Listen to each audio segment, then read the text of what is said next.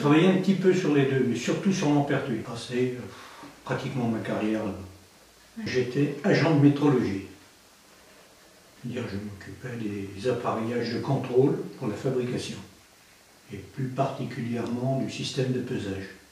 Puisqu'on pesait tous les produits et tout. Donc, disons que pour moi les moments clés, donc, comme vous le disiez tout à l'heure, c'était surtout, comme j'ai fait beaucoup de social, c'était surtout au niveau des plans de licenciement qui nous ont pas mal travaillé jusqu'à la fin. Autrement, il en était une grande famille en gros. L'entreprise, c'était ça. Tout le monde, pratiquement tout le monde se connaissait par site. Parce qu'il y a des gens qui d'un site à l'autre n'ont jamais changé, donc ne connaissaient pas leurs collègues de travail qui travaillaient sur l'autre site. Autrement, c'est une grande famille. Bon, après, l'ambiance, c'est l'ambiance d'entreprise. Hein. Il y a plein de petits groupes qui se sont formés après et que les gens continuent à se voir. Hein. J'ai des associations qui se sont faites aussi après la fermeture. Donc, voilà, les gens, ça permet aux gens de se côtoyer encore, de faire des choses ensemble. Vous aviez encore beaucoup de monde dans ces associations qui sont créées par la suite? Donc, moi je suis dans une qui s'occupe de la location des biens immobiliers du CE. On est 140, 150, 150 en gros. Et une association de voyage, une amicale de pétanque aussi, mais on a été obligé d'arrêter parce que vu l'âge des gens, des participants, on avait le dernier qui a 93 ans quand même.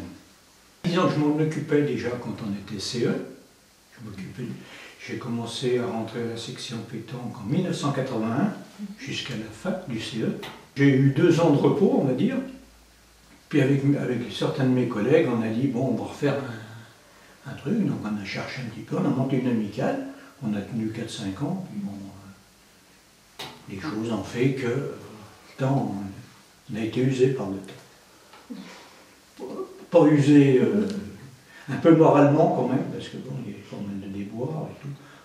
Les gens ne pouvaient pas venir, enfin, comme tout club après. Hein. Et comme on se retrouvait, on n'était plus qu'une vingtaine, ça n'avait plus le coup. D'abord, on avait très peu d'accidents. Enfin, on avait des accidents, mais pratiquement jamais dus au produit. L'accident, c'était une chute de vélo, c'était un tour de rein, quelqu'un qui glissait d'une allée, on va dire une bêtise comme ça, entre parenthèses.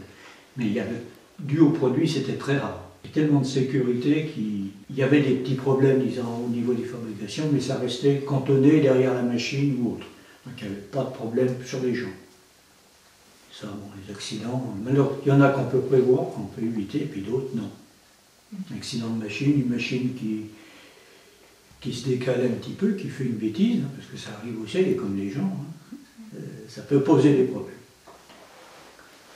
Mais il y avait quand même au niveau machine, il y avait très peu de choses, disons, désagréables pour les gens. Hein. S'il y avait une explosion derrière une machine, c'était le bruit, c'est tout. Parce qu'il y a trop de protection, disons, bien sûr, il n'aurait pas fallu que quelqu'un passe derrière les machines, mais que si on passait derrière les machines s'arrêtaient.